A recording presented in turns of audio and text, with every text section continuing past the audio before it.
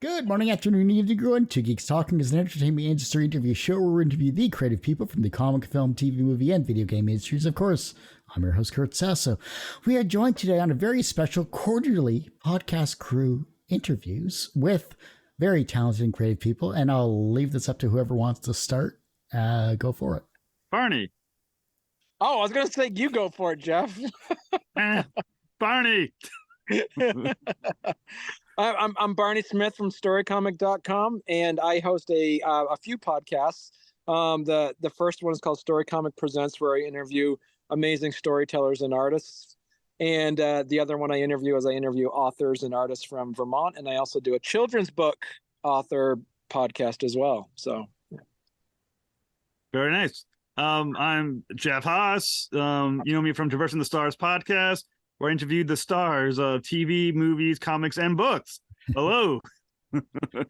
And of course, Cody from Keeping It Geekly is unfortunately away at the moment here, but he'll be back, I'm sure, for the next quarterly interview as well too. So check out his website, of course, Keeping It Geekly. And I'm not going to do his intro because he's the only one that can actually do that.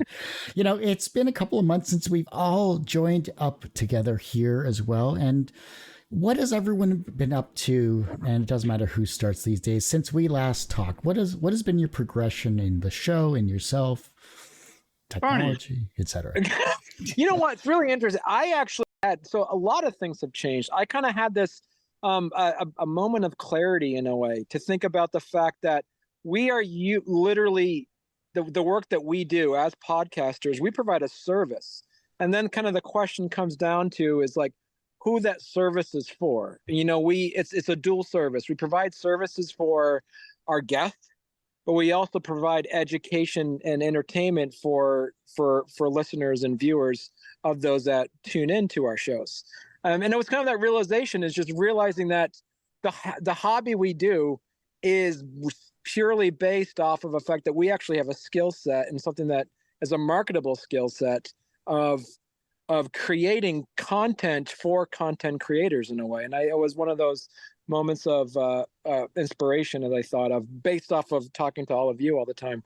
The other thing, which is new to me as well, is since we talked last, I am now the proud owner of 3 terrestrial radio stations. So I am now in learning so much about FCC regulations, so that's been super fun for me. But yeah, so it's taking the love of interviews and podcasts that I've been doing and been able now to actually put it into an FCC regulated format. Wow. So no swearing? You can't swear on your terrestrial radios? Oh, jeez. Oh, golly. Oh, geez. Now. Oh, geez. Oh, biscuits. Oh, that's awesome. Yeah. Well done. You got to discuss at some point how you buy stations, since I don't know. I can't afford to buy a station. I don't think I can do the same thing up here in Canada. So I mean, I'm gonna have to. You'd be surprised about how cost effective, and you'd be surprised that if you're able to show the data of the station and its reach, or like its advertising revenue as it's coming in. I had no money. Like I basically had to take out a business loan to do it. And literally you Google how to write a business plan, you put it together, and then you go to a bank. It's less complicated to buy a radio station than it is to run a radio station. So the easy part of buying it is actually that's the easiest part. And I guarantee where you two live in your geographic area, there's probably a radio station for sale. Interesting. Oh, wow. Yeah. All right. Yeah. How about you, Jeff? I'm comparatively small time now compared to Barney. Same. I have not accomplished any major goals at this moment. Let's see. I gotta try to think of something to make myself sound interesting. Give me a minute. I am about to be unemployed, so that's good too. And I have a podcast that's now moving into its 2-year. I'm about 4 months away from my 2-year anniversary of my podcast, so there's that. I'm trying to figure out why Yoo-Hoo's not giving me. I mean, Yoo-Hoo. YouTube is not giving me any money because I reached the new goals that they have, and yet revenue has not found its way to me. So I'm trying to figure out what the hell's going on with that. That whole thing, I think, is only a sliver of a percentage of what they're actually offering when you get to the 1,000 and the 4,000 hours. So as much of a beacon of hope of that is for smaller channels, it's still not enough to really streamline that process, unfortunately. Yeah, I got really excited too when they said what the new goals were. I was like, I have that. And then they said, they were like, now do the paper, the kind of the online paperwork for it. I was like, all right, did it. So I'm sitting back going, come on, money, here it comes. And now it's like 3 weeks later, I'm like, come on, money, where are you? Well, compared to both of you, I'm still doing what I'm doing. I have changed up the business model a little bit more. I've streamlined the show, the process itself here. So I've removed the rapid fire interviews that I had, and I've streamlined it to one free service and one paid service. The paid service is now Sunday through Saturday from 9 a.m. till 8 p.m. Eastern time, and whatever you schedule is what you get booked on. So I'm offering business aspects in terms of more promotion, etc. A few other things that I'm kind of testing, A/B testing right now, but it's just a new change from what was originally $25 is now a lot more feasible for offering marketing services as well as editing the interview and promoting it on multiple platforms. So that's my initial change in the last couple of months since we last chatted. But I did a live stream today with Brad Geiger, who I hadn't talked to in 13 years.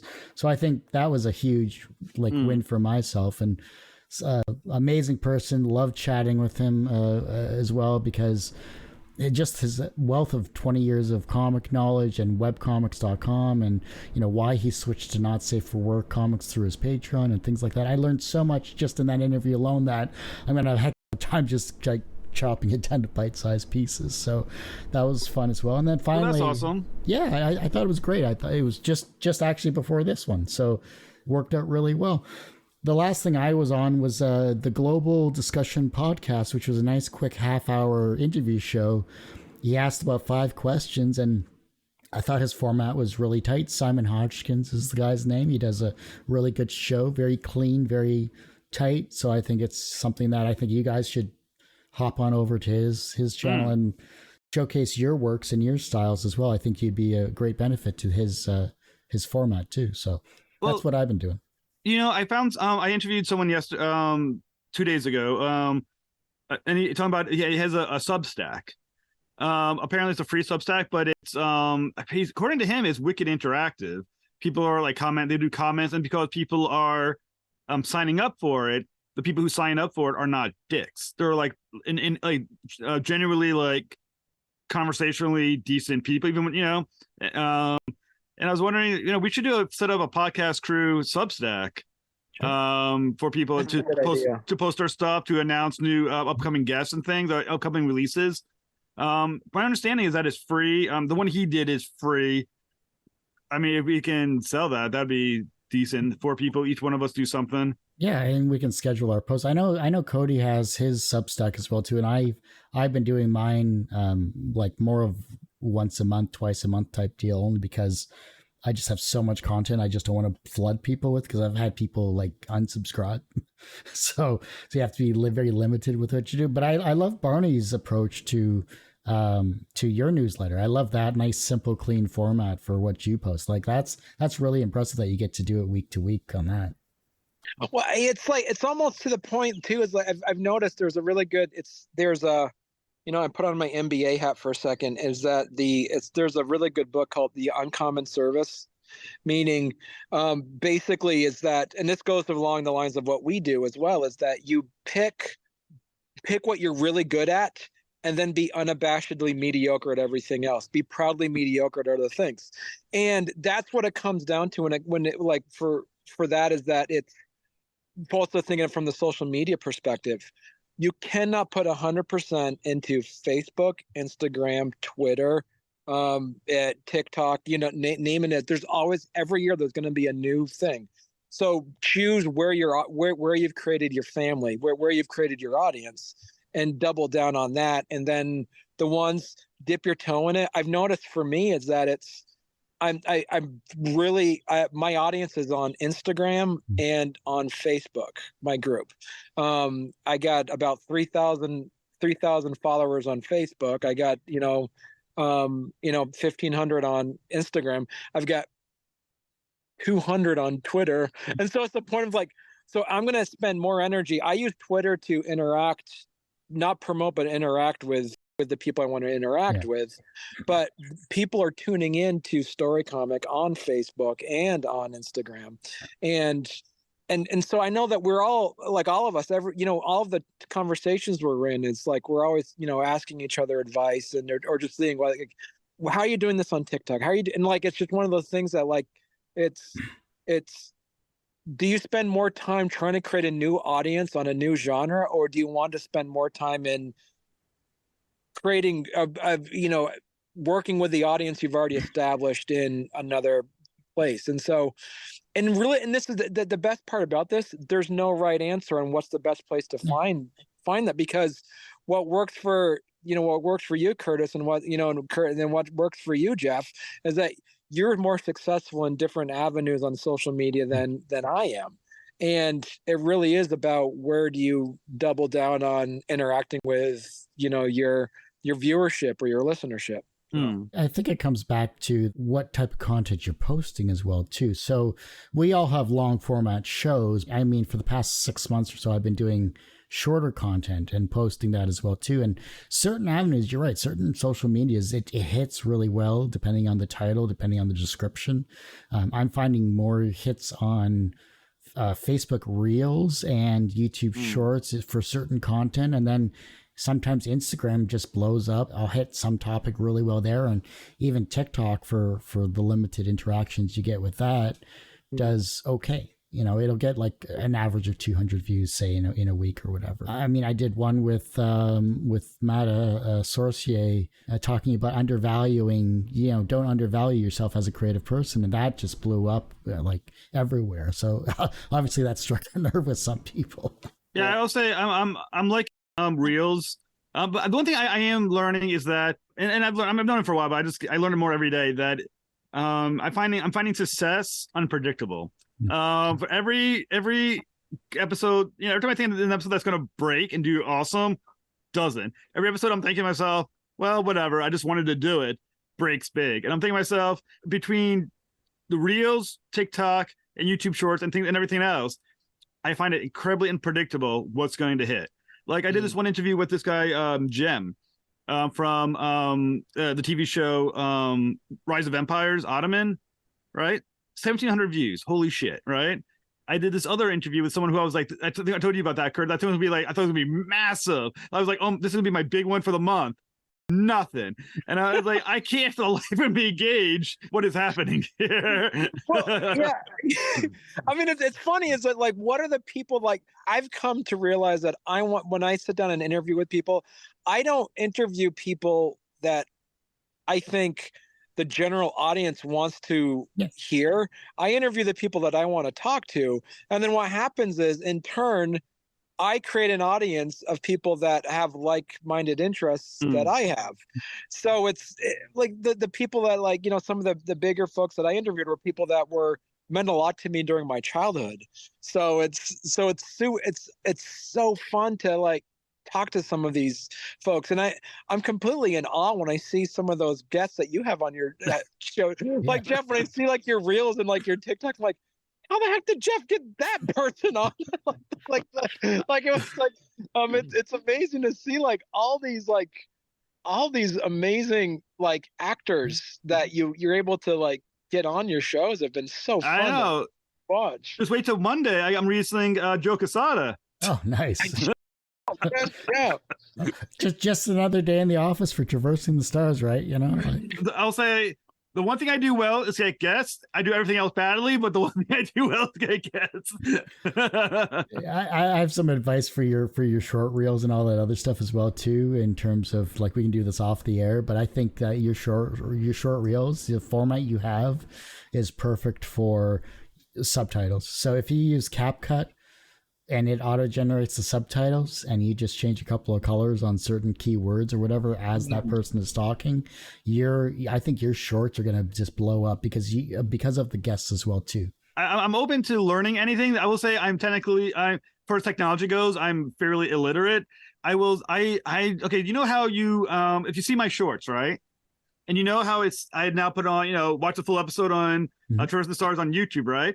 I just learned that like 6 months ago how to do that on an editing equipment. I'm at that level where I just learned that you can layer things on a piece of edit. So yeah, I'm pretty illiterate when it comes to technology. I'll give you a quick 5-minute video how to use CapCut.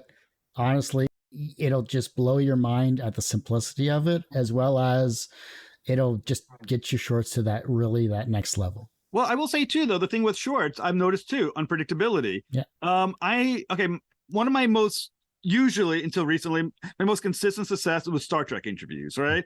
On my main show, right? They get hits regularly, and then pretty good rain, pretty consistent. The shorts don't do anything for Star Trek usually. Now, I have not been able to find consistency in length of time. It's not necessarily topic. Sometimes it has that thing where it hits, it trends for a little while, and you get that big boost. And other times I never get the boost.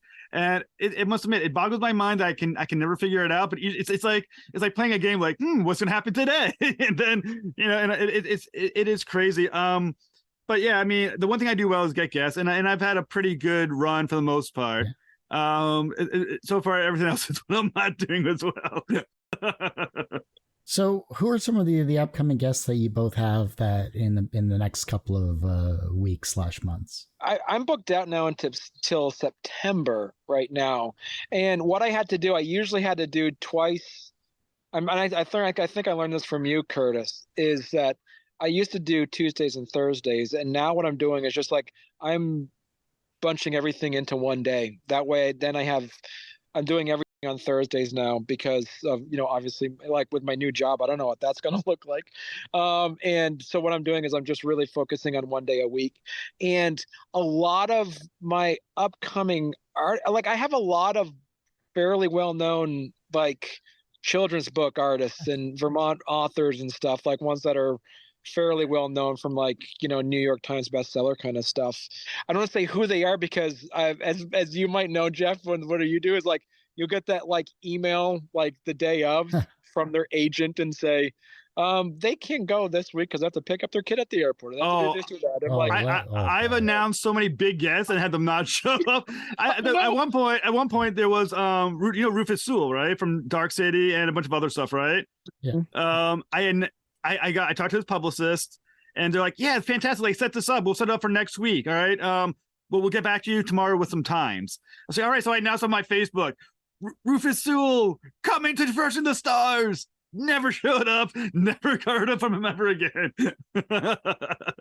I'm curious about this as well too, and this has happened to me a lot more recently, at least for Two Geeks Talking, and that's a good segue into what Jeff just went through. Cancellations. In terms of cancellations, how many have you had this year? Because for me, it's been 15 people have canceled for this entire year so far, and as a show, that hurts because you're prepping the interview, you're doing the research, you're doing the images and things like that. You're getting prepared to talk about their amazing work, and then either the cancel, no show. I will say I am proudly been canceled on by some of the best people in the business consistently. It's like I said, I told you, like I had one guy cancel me 4 times for an interview. This other lady, an actress who eventually both of them eventually did come on the show. She was an actress. She canceled on me 4 times as well. I'm usually get to deal with the cancel quite regularly. It's just, luckily, I usually have enough guests to maintain a 3-week release, 3 releases a week schedule. So that's positive. But yeah, I'm canceled quite regular. The ones are not as bad as are the no shows. I've had some people on no show for, and I'm sitting there for a half hour just waiting for them, and they never show, and that drives me crazy. But at the same time, sometimes I come home from work and I'm glad I got the break. So that's something that works too. Barney? Yeah, it's for me. It's like there's been times I used to do what you did, Curtis, as well, where like I would pre-plan out, like I'd make the YouTube thumbnail in advance and then book in advance and put it through StreamYard, and have it be ready. Now what I do, because I really concentrate on doing post editing and it's just kind of like a bonus to live stream for the interview, I'll just send out the link ahead of time, and then so that way there's nothing a lot of the pre-planning like I used to do. And to be honest, I'm wondering how much of this is my fault because I'm kind of lackadaisical when it comes to, I'll set up the thing and put on the calendar, but then what I'll do is this like 3 hours before we go live, I'll send an email like, here's a reminder. I'll send you the link before we start. And sometimes they're like, I completely forgot, because I used to be really proactive, like remind them a week in advance and 3 days in advance, almost like a dentist appointment, like, don't forget we're meeting. And now what's to the point is that I've set it up almost hours in advance to remind them that they're coming on. And when I've done that, I've seen a lot of people really apologetic who forgot to show up. And what I'll do is I'll leave it open. I'll leave the link open for like 15 minutes and then I'll wait 15 minutes and kind of like what you said, Jeff, I'm like, thank goodness I don't have to edit that right now. It's like in a way, it's like you get a kind of a break in a way, I will say, as a rule of thumb, and I do take it, I think it helps a lot. The reminder from them always goes out 24 hours prior to the interview. Always send a reminder. The Zoom link they got immediately once I schedule it. Usually when I schedule it, I immediately send out the link to them, so make sure they have it. Then a reminder 24 hours before the show. I think publicists like it, and I think it lowers stress of the guests as well. And I get a little less, I forgot about it, though I still get that from time to time. And like I can share the ghosts, the people who have ghosted me for a long period of time. But 24 hours, I would say, is you should always just do 24 hours before. Yeah, and that's a good idea, and that's something I'll have to implement in my Calendarly, because a lot of our, and I'm sure a lot of your interviews as well, are scheduled months ahead of time type deal. So by the time it gets to that actual day, I think what I'll do is a week reminder and then a 24-hour reminder. And because usually I'm chasing for images and assets and things like that, because if someone's back in January has scheduled an interview for July, they're not going to remember. That's the issue, where I think that a lot of creative people, no matter the entertainment industry that they're in, if they have a pitch package, I think that's a key factor that I think we as interviewers should be, if they don't already have one, we should be actively reminding people about that, because I think that'll save us a lot of time, and it'll keep them organized as well too. Well, for me, it depends on the guest. Sometimes my pitch to a guest is, I love your book. You're a big fan, love your book. Now, if they said they want to do the interview, I can now then go, can I have a copy of your book? Because I just said I like it. So now I gotta, so I gotta go buy it so I can read it to interview the guy. But once I say I like it, I can't then go back and say, can I have the material so I can look it over? Because now I'm a live piece of crap. No, you can say that, look, I saw the excerpt on Amazon. I love the concept. Can I actually get a demo copy? Well, go ahead, Barney. I only got I've never, if there's someone that I always talk about say their book or something like that, or what I always say things along the line is this book seems amazing, this book looks amazing, or this book is amazing, wherever it is, but I never actually never say that I've read it. And there's only been one time. It was a retired attorney general that it was on my show. He wrote a memoir, and near the end of the interview, and I edited this part out, but it was on the live stream part, which people can see on my Patreon page, because I have that there, is at the end, he was like, so what did you think of the book? I'm like, I never read it. Well done.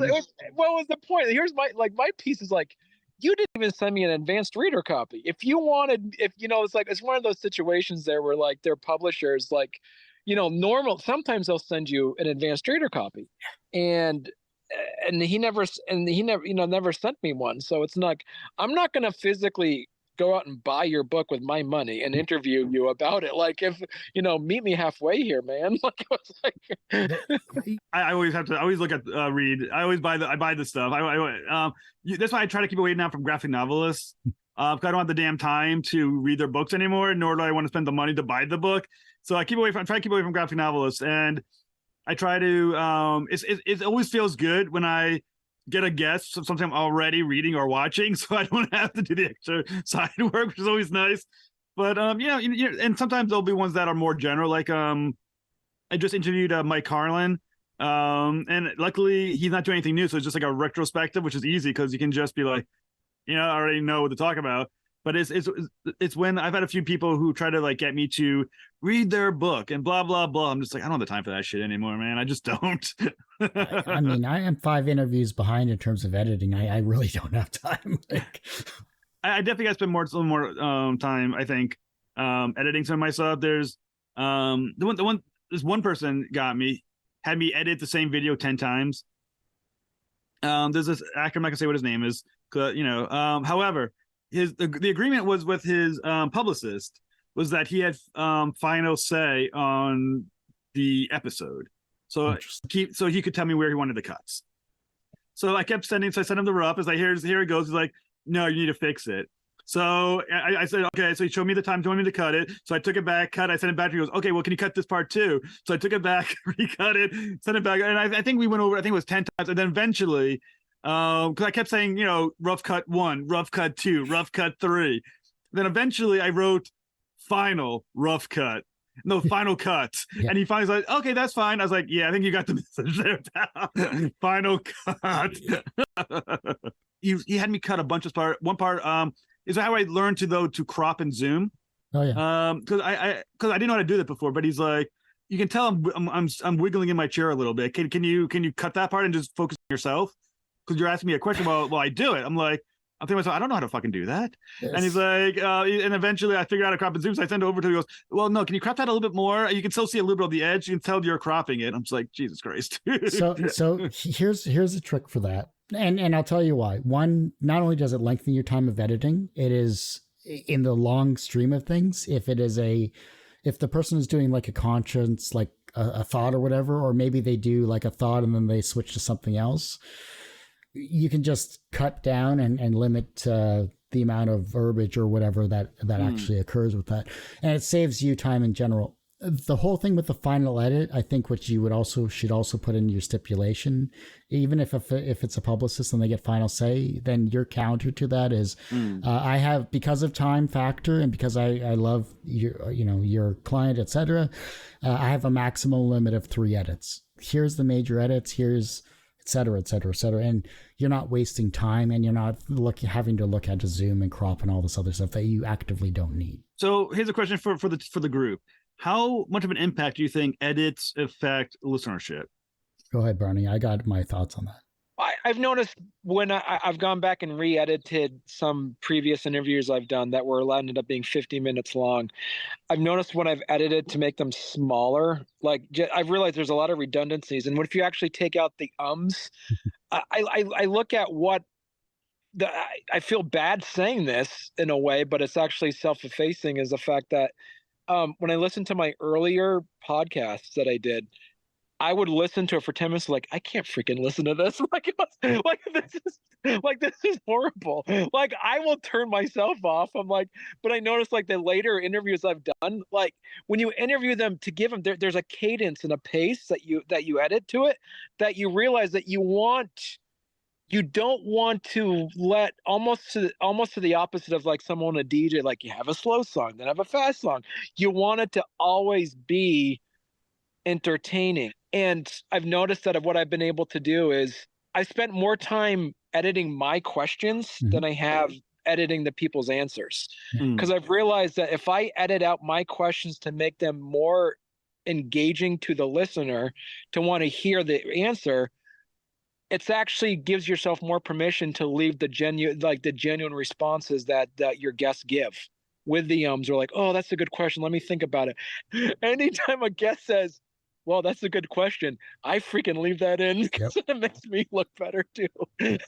No, I agree with you on that. So I haven't been as tightly editing as I used to, only because of it's a time factor is what it is. And some cases, some of the guests have been really good where their entire thought is perfect, and so I'll leave that as a whole cut with the ums and the things like that. So it's not as bad.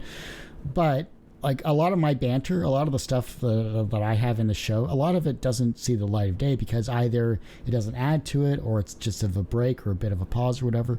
I'm not going to leave that in, but I will tighten up my questions. A lot of my lead-in stuff to the question is what I'll cut out because it either doesn't add to the flow or just I couldn't think of what I wanted to say. So I think that, the editing process, the the and and the but and things like that, if there's a long section where you get that in there, feel free to cut it, because honestly, it just keeps that thought consistent and constant, and it just makes your life easier, especially if you're changing it into a podcast as well too. So now you have clean audio, you don't have any real breaks in between, and you're using your what you've already edited in a secondary format as well. So yeah, especially like I have more people that listen to my podcast than watch it on YouTube, and I've noticed that if there's any spaces on there left, it might not seem as bad if you're watching it, because you can actually see interactions with expressions. But when you're listening to it, they don't see that. All they hear is a blank 8 seconds or 5 seconds, and they have no idea what's going on. You have permission to cut out those types of spaces, even if it's just a couple of frames or something like that. Then at least you've provided that pause, and it's still a constant train of thought. So I think it's really great. I'm always curious about your editing process, Jeff. Are you a tight editor, or do you just let her fly? I usually edit significant mistakes. Usually, if I'm stammering too much, I'll cut a stammer too much. If the guest, I usually will cut more if the guest is having an issue with something, but I tend to leave a lot in, because what I always have found is that when I do a lot of cutting, especially on the video, it looks choppy, and sometimes I think it's sometimes better to leave the mistake than get stuck with the problem. And I've had a few times in my time where I didn't realize it until I published it. I use a Windows Share Filmora. Is that when I cut and stuff, sometimes I accidentally leave gaps, and I slightly pull off just a little bit of video, so the audio I lose a sync a little bit, and I don't quite notice it. And so sometimes I figure, unless I totally screwed up, or the guest totally screwed up, sometimes I figure, screw it, just let it go. Let it go. And I'm not sure. And it also depends on the guest too. Sometimes I know the guest will not get a lot of views, so it's like, screw it, just put it out there. It's not, it's not worth it for maybe 10 or 12 views. But some of the bigger guests I'll cut more. But I think for the most part, I kind of feel like it's sometimes better just to leave the minor mistake than to potentially screw up everything. Yeah, saying? I was fine with the cutting and the cropping and things like that, where yes, you do occasionally see a jump cut or whatever, only because there's no clean way to really do video in an interview setting unless you're like doing B-roll or something. Then you have something to cut to. Right. I think I had one interview recently where I was like, so how was my editing process for your past interview? Because he had been on months before, actually. He's like, you need to give me some time to breathe. So I posted it as now with 90% more breath. And just to so I go, okay, I won't edit it as tightly as I was previously. But as long as the train of thought is consistent and they don't veer off into any real direction, I try to keep that together as much as I can, at least. Yeah. The only few times I'll cut what a guest says, if they say something that I'm not sure will read well, I guess he says along the lines of, I gotta be careful what I say, so the PC police don't find me. And I'm like, you know what? Let's just cut that shit out. Just cut it out, get rid of it. Another part, I was going to interview. I'm not. I think I left it in. Lance Henriksen. I had that interview with him, and it was a crazy interview. I cut a lot out, but some of the stuff I left in. I wasn't sure if I should have left it, but I did. He goes, fuck the cops. They don't know what the fuck they're doing anyway. I was like, and I sat there for like 20 minutes staring at my screen after I was editing, going, do I want to cut that? No. And I sent a letter and I sent an email to the publicist going, is there anything specifically you want me to cut from the interview? And she said, I think the interview went well. I was like, it's in the show. But yeah, there's a part where he's talking about how he, F the police and how much I don't know, I'm saying F now, that's what I swore before. I don't care. I'm trying to be careful. F the police and how the people F themselves, they're all stupid, blah, blah, blah. Anyway. And I stayed at my computer for like 10, 20 minutes trying to figure out to cut it. I called my dad. I was like, what do you think about Lance Henriksen saying F the police? Do you think that should stay in the show? My dad's like, did they tell you to cut it? I was like, no. Leave it in the show. Yeah. So that's in the show. I guess the only aspect of that would be based off of the fact that you don't want to exploit. I hypothetically speaking, and I don't know anything about Lance Hendricks and some like background, but just as an example, that I would be just cognizant of like any age-related disabilities that might be popping up. And so that would, like, for instance, a good example is that just happened, a few months ago with, what's his name? The guy from Monty Python. John Cleese or Eric John Adams? Cleese. I mean, he's getting some age-related disabilities, some dementia, where he was just kind of going off, like, his agents kind of pulled him off the stage to preserve his dignity, not necessarily the fact that it would be one thing if he was saying that same stuff for years. So then this is what you would come to expect. That would be the one piece that I would and I've done that with like some interviews that I've done with some authors and stuff like that who I know have some age-related disabilities. I'm like, all right, I'm for your sake, you probably didn't mean to say this. Well, so I'm gonna, from the editing process, Well, that's why I do tell the publicist, let me know what you want cut. And I always, and as part of my intro to the guest before I put him on the show, I say you have 48 hours to get back to me with edits that you want, things you want cut. After 48 hours, it's in the show, but within 48 hours, you tell me there's something you want cut, I cut it. I've had a few people who came to me and said they wanted something cut because they felt uncomfortable. One person, I'm not who the actor was, made a comment about the writing room being a bunch of Jews. And I cut that out. I figured, protect the guy. I had another guy cut it because he was afraid that when he went back home, the warlord who ruled the country was going to murder him. And I was like, all right, I'll cut that out. It seems fair enough. But for the last stuff, if they don't tell me to cut, I'll leave it in unless it's something I know. Like I said, like the one guy who's saying something about the PC police coming for him because he said some stuff. But like I said, it depends. But sometimes I do find like sometimes the cure is worse than the disease. You cut too much, sometimes the show looks worse than if you just left it alone.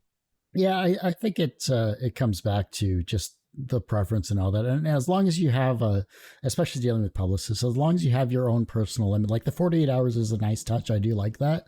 But I think it's like, okay, I'm limiting this to 3 edits in total, just so that I can keep on schedule with my release schedule. I think that's a cleaner way to put it. That way you're not just bogged down with dealing with 10 edits, which at that point I would have been charging by the hour, to be perfectly honest. It's $100 an hour for me to edit this process, so go from there.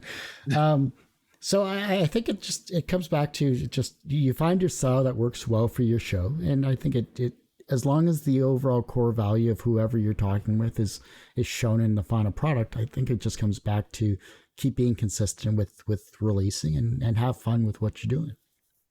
I, as a podcaster, I must say I'm experiencing a little bit of burnout. I think like I'm getting that part where I think I told you I'm seeing a dip in the view numbers for this month, and that a little bit of burnout has hit. I think I'm going to feel that it's getting to be an effort to go ahead and edit instead of going ahead and just enjoying the show. So I don't know how you guys are feeling right now, but I'm definitely hitting a little bit of burnout, I think.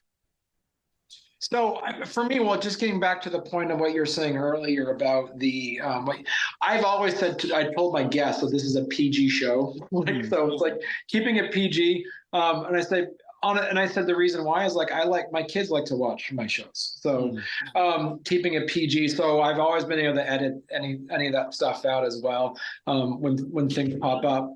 What I've done is, and I think about what Cody told us, like when on our second quarterly meeting is like, and I've always been able to make sure that I enjoy doing it based off of the fact of not burning out by not doing so many like I only do 2 shows a week, and doing it that way. And actually the other point that I do, and I learned this from you, Kurt, as well, is that when I first started doing it, I would do hour-long shows, feeling like I needed to do an hour.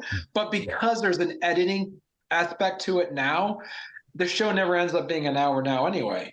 So I now that I edit it, I'm really consistent with editing, because what I do is I timestamp. Every time I'm cognizant by seeing something happen, I'll write it down. I'm like, I'm going to timestamp. So then I can actually go back into the editing part and know where that part happens. And then I also, and so creating kind of a rhythm and kind of a cadence to it, and knowing the fact that I want to keep doing it makes me not want to do more than 2 shows a week.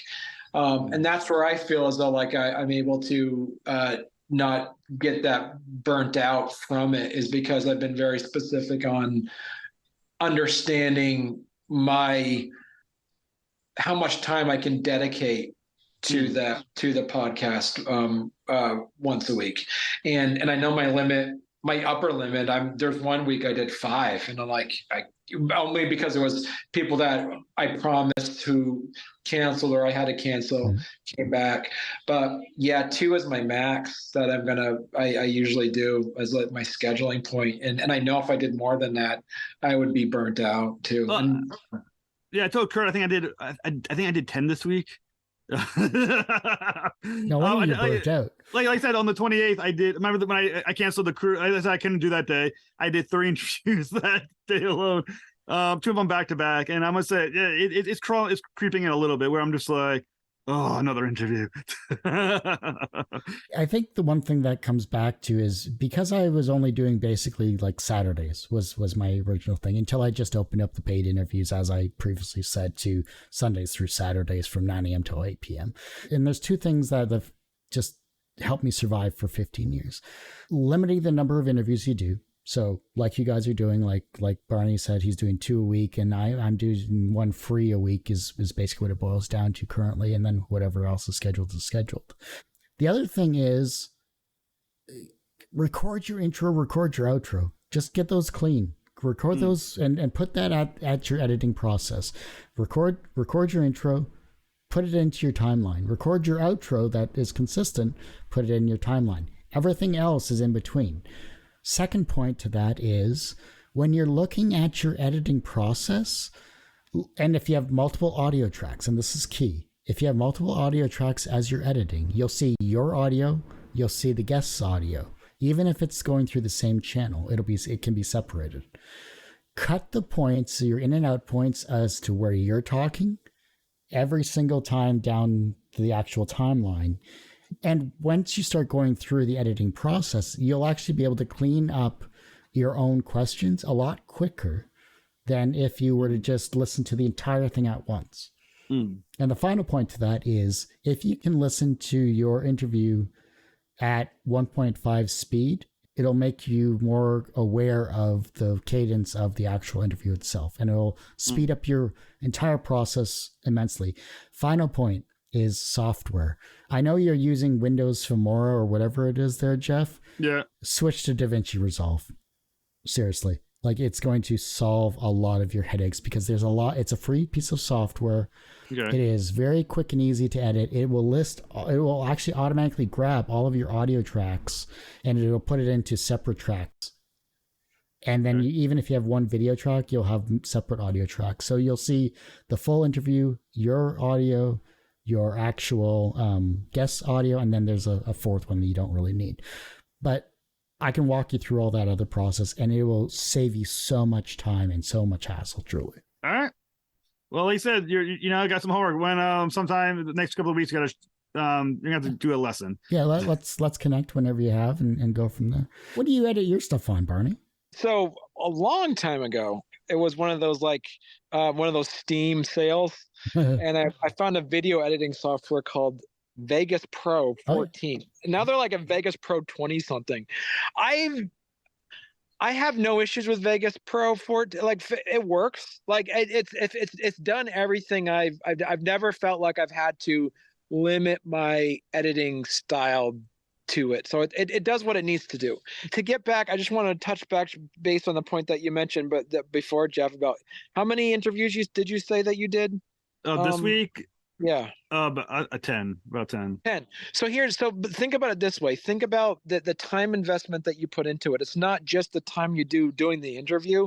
It's also the promoting, the editing, the uploading. So every one of those interviews you said did 10, add probably an extra 3 hours for that. So the reason why you're tired, if you think about it, you probably spent 30 hours week on just like minimum 3 hours on each episode. Some of them probably took, like you said, your editing point. Some of them maybe 4 hours of like full like total time on each interview. So that's where I would like highly recommend to anyone listening or watching is like if you're wanting to go into this, there is an excitement of like a Pokemon kind of like catch 'em all kind of deal, like looking at look at all these episodes I've done. This is so cool. But the dopamine high kind of like goes away as soon as like you're done editing it and you put it out there. It's like the killer, I think, is when you I do think it's 4 hours per interview. I think is a good number. I think you came up with is when the views are not what you think they are. That's when you get the gut punch where you're just like, oh damn it, because it's 4 hours you did not. For me, I think I'm at the point where I think 100 views to consider an episode worthwhile, and when I'm at like when I just released, I'm up to like 11. That's an absolute killer. Look, for me personally, I would love 100 views per interview, but I know my guests are not quite at that level per se.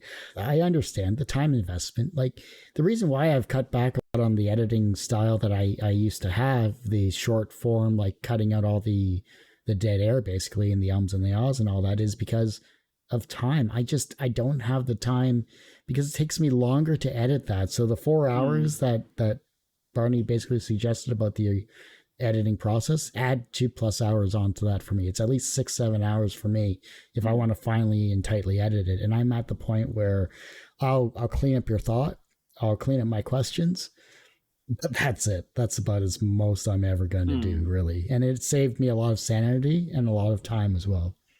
Well, I mean, this I think it's basically, I kind of pivot my thought process. Is like when I was really wanting to make sure that, like, you know, it took me 3 years to get 30,000 downloads on my podcast. I think about the fact that like I hear other people like their podcasts get 100,000 downloads per podcast. Like you think, so I think it's a piece of this, the piece of the idea of like, I don't want is the whole keeping up with the Joneses situation.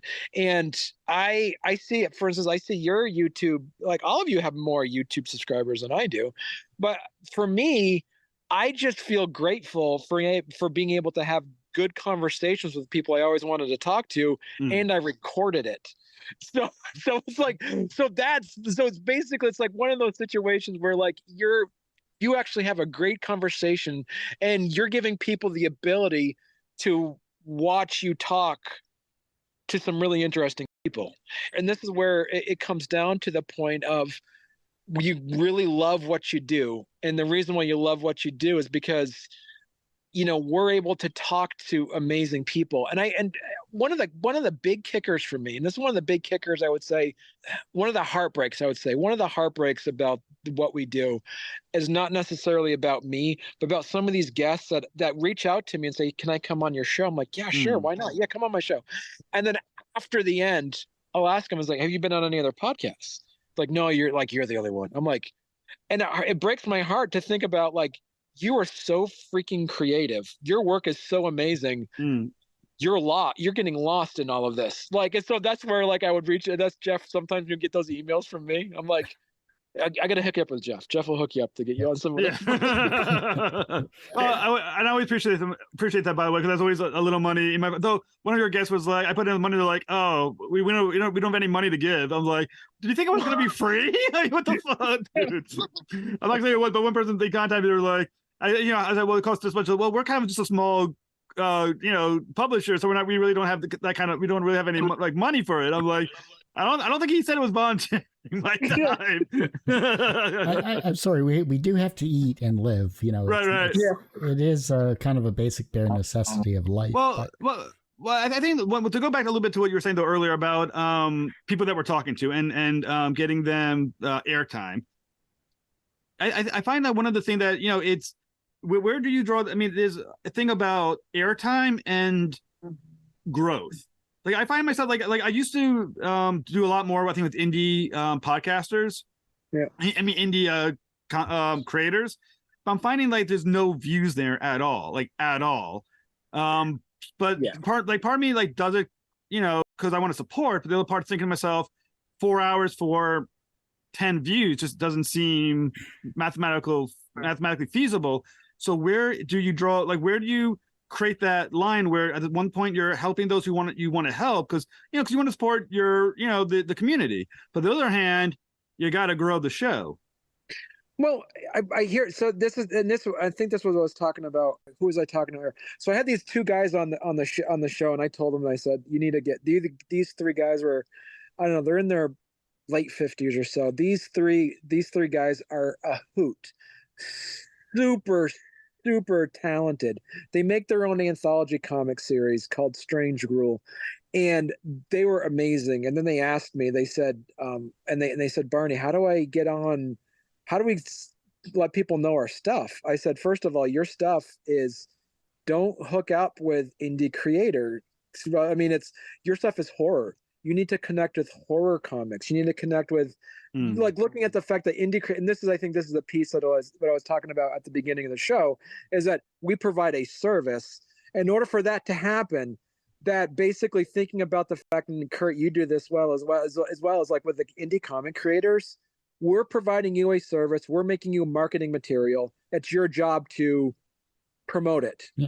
If my numbers are down, so when I have an indie comic creator come on my show and ask me to come on for a third time, I pull up these YouTube videos or my downloads on that thing. I'm like, no, I'm doing this work for you, and I'm not getting anything in return. I need those downloads from you. Yep. I'm providing you with marketing material for free. I need you to do your part and be an active participant in this marketing exchange. I'm glad you brought that up, and it is. I've interviewed a lot of indie creators, and I love the fact that a lot of them take advantage of the free service, because that's really what the show was all about when we started, and it still is. It's just I know people don't have funds to always go onto shows and to get a platform. I'm glad that I'm able to at least provide that for one day a week type deal. Yeah. But going back to what you said, I've had past guests on that have come on the show, say for a third time, and I've looked at it, and it's been, their interviews don't even have 10 views. And it's just like, what are you doing? Because I've provided the graphics, I've provided the show, I've provided the platform, I've promoted on social media. Why is this stuff not hitting, especially when you're trying to promote a Kickstarter or something like that for a third time? I'm doing my part. Please do your part, because to me, I can't recommend you to any other shows, because it's not gatekeeping. It's just you're not putting in the effort and the work. And as much as it pains me, help out, please. I will say this. Anyone who doesn't retweet me, a guest who never doesn't retweet me or doesn't repost on Facebook, I won't do again. There's a basic rule. It's like there's like a couple of people who, I know for a fact I shared it out, sent it out to them, they never retweet, or they hit like instead of retweet. You know what? Fuck you. You're not back on the show anymore. I mean, it's not worth. It's the littlest thing you had to do is hit retweet. That's all. It's a 2-second step. If you don't do it, unless you're a massive guest that brought in a huge amount of views, which some do. If you're just if you're not getting a lot of views, I can tell you didn't retweet me or anything like that. See ya. Yeah. I don't know why I would take you back on the show at that point. Right. Yeah, I mean, if you think, like I say, we're a complimentary marketing service that expects a barter in return. So it's like, in return for us to create a 1 hour, 45-minute interview that cost you $0.00. In return, my expectation is that you use the marketing material I gave you and utilize it to your benefit. And that's where it comes down to, is like, that's where honestly, I have stopped, I would say for the past year and a half, I have stopped actively reaching out to independent comic creators. They'll come to me, I'll passively accept them, but I've stopped reaching out to looking for them. What I do now is really hone into really, focusing on, like children's books authors and like long prose authors and stuff like that, because I've noticed those have a much stronger reach for audience than I've seen independent comic creators. Independent comic creators, it's almost like, in a way, it's an incestual world where we support each other, but it's one small pond where, and then the best way for indie comic creators to reach out to each other is changing your mindset to think that comics are a medium, not a genre. When you think about comics as a medium, then you know that if you're making superhero comics, then you should be reaching out to video game folks or other folk or places like that. If you're making fantasy comics, reach out to fantasy novelists or reach out to if you're making horror comics, reach out to the horror, crowd. But so taking the idea that, really working with indie comics to say, comic creators to say, expand out, use the indie comic scene as a place for inspiration and advice, but don't use them as an audience. Indie comics are not going to buy, generally speaking, are there to support each other in the work, but not support each other in buying all that stuff. So that's where they're great as a network for like Discord and places like that, where you can actually talk to, say, hey, how do you do this? How do you do this? But utilizing them to expect them to buy your comics, that's not going to happen. Who's going to buy your comics are going to be comic book readers who like the genre that you're in. So that would be I agree. And I think one thing is that I find like a lot of indie community people, both the readers and the comic people, talk a lot about, the importance of support, but they do not support, it feels like, indie podcasting. You figure like if you support indie writer X, you should support the show that has indie writer X on it, because that keeps them for writer Y and Z and everything else. You know what I'm saying? But I feel like there's not a cohesive support for indie podcasts. So they'll say like, I support the indie community, but then it's like, okay, well, I'm an indie show for those community, but that, the support doesn't extend over. Yeah, no, I agree with that.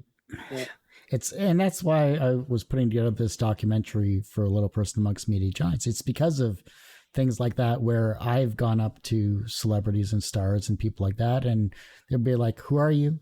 Oh, you're just a little show. Okay, well, I don't have time to be interviewed by you. I'm like, okay, that's fine. But the same for the indie community. As much as the indie community is a great place for entertainment and for amazing comics, the support does occasionally feel lacking. Now, that's not everyone, obviously. That's just a certain extent to a percentage of the community. But those that support, who they are. I agree completely, because like I said, it's funny. I get a lot of publicists, they'll contact me like, hey, I have indie writer or my small market company, blah, blah, to get on your show. And I'm like, I'm thinking to myself, no, no, because I know you're going to get 10 views, 20 views. It's not worth 4 hours of your time. But, but then what happens is, and also as a publicist, I'm on the other side as well, I connect with a lot of indie podcasts. So I can watch indie podcasts implode one after another, and they don't do shows anymore. They won't do interviews anymore, things of that nature. And it's like, because the support is not there. Right. Well, and then I feel like I just, just to self-profess part of my guilt on this is like, I know because I'm not on Twitter every day, and then I get on Twitter, I'm noticed that you two will like retweet and like say something nice about me. I'm like, oh, darn it. Okay, yes, thank you. I'm going to retweet this stuff. I'm like, I feel so bad. No, but same thing. But it shouldn't just be the three of us, pushing, because at some point too, the algorithms start guessing that, and they don't help your numbers as much anymore. But but where are these hundreds and thousands of indie fans who should be supporting the places that support your people, your community? Yeah. Well, I think the other thing is, you look at the number of followers you have on your various social medias, and I think that we'll kind of wrap this up, because I know we're going a little over here, because I see Barney looking towards the beer or whatever that's behind us. I heard a bird chirp. I don't know if it was an owl or something. That was like. We have so much support on we have so many followers on social media. It doesn't translate to our actual shows, websites or channels or StreamYard followers or YouTube subscribers or everything like that. And that's what's most disheartening. It's not always about the shares and all that stuff. Well, that is a factor. It is, I have 4,700 followers on Twitter alone. I have 715 subscribers. I have 600 hours watched of watch time. So those are my numbers because it's a long format show. Jeff is hitting higher numbers for the views as well, and for the overall hours itself. And congrats on your over 500 subscribers. That's a great milestone as well too. So it's the little things that, as independent creators, as we are, as shows that we are, we want to feel the love. We want to feel the support. We want to feel the sharing and the caring that we give our time and effort and our platforms to these creative people, whether they're independent or professionals. Like, help us out. Help me help you. I'm going to pull a Jerry Maguire, Yeah, you're right, because as you're saying, Jeff, is like there is such a that people will go into being a podcaster because they're just so excited about wanting to like do these interviews and just do like something, and then as you say, then you see them drop off, and it's about the long game, it's and like I gotta say, get back to the beginning of the show. I would not have had the expertise to buy a radio station if I didn't have done a podcast. Like that was literally when it came to I'm learning some of these things about radio tower insurance, slander insurance, all these things I've been learning, I had to learn about. And the underwriters of my slander insurance asked me, what is your experience in radio? And I said, well, I've done a podcast for over 3 years. And like, oh, okay. So it's like utilizing the fact that what we're doing this because we're passionate about the medium of interviewing. The reason why we're not doing, quick 10-minute, how-to videos or unboxing things that we buy on Temu or whatever that new fad is because we love talking to people and we love getting viewers and listeners to see another side of somebody that we want to talk to. And that is something that is a passion, and there's a skill set to that you learn over time. And for those that go into it for thinking that it's like, this is easy, we're just saying that this is not easy to do. It's not just turning on a camera and talking to someone, then uploading it. There is so much work involved in doing this. And the longer you do it, the better you're at it, the better you become. But the point of it, it's a marathon, not a race. So, giving yourself a good pace and doing it for the reasons of what we're saying earlier is because, we're doing the work that other people are not providing. So, yeah. Yeah, I think Geiger said it best in his interview today, like literally, and I'm going to bring this up just because I'm still stoked about it, that's all. And he said the amount of time he spends on the administrative and the social media marketing and everything like that, even though he's been in comics for 20 years and he has success in multiple areas, he still spends 6 to 8 hours of his day, however long his day is, doing the administrative work. And it's all of that promotion, and it's all of that editing, and it's all of that other stuff to get new products out. And in our cases, it's to get shows out. And we show the positive sides when we post our final edits. They don't see the behind the scenes stuff and the struggles that we all go through in terms of not only editing, but only in our personal lives as well, to kind of get ourselves into that extroverted state in terms of talking with the people. So. Right. And I would and point out to the point for both of you as well, is like one of the ideas is to keep in mind of the resources that we now own. We own, for me, I've done 270-ish episodes. I own over 270 hours of interviews. Those belong to me. Those interviews that you've done belong to you. Those are your interviews that you can utilize and use. That might be like our Q4 conversations that we have on, is like, what do you do with the resources that you've attained? And it's not just listenership, it's also the actual physical hours of footage that we have. Like how can you monetize that now for us as well? So that could be another conversation that we could figure out in a later date. Well, the next one is September. Am I correct? Yeah. Who's hosting that? I think it's supposed to be Cody. That's Cody. Cody owes us. Yeah, because I have December. Yeah, Oh, that's right. December. You have the end of the year. I'm the end of the year show. Yeah, easy. And so we started this last December with you. Yeah. We're cycling through. This is great. Yeah. So let's wrap this up here. Obviously, we'll do the closing as we normally do for your shows, just to keep things consistent and all that jazz. And whoever wants to start, Mr. Radio Station, we're going to call you Mr. Barney, Mr. Radio Station times 3 Smith. There you go. Yeah. Welcome to Story Comic Presents, where we interview amazing storytellers and artists. This is episode blah, blah, blah. I'm your host, Barney Smith of StoryComic.com, and we're excited to be a part of this roundtable discussions with the amazing Jeff Haas and Curtis Sasso. All right. Hello, fellow travelers, and welcome to the Versus Stars podcast, though we're really on Two Geeks Talking. Welcome aboard the mothership and have a good show.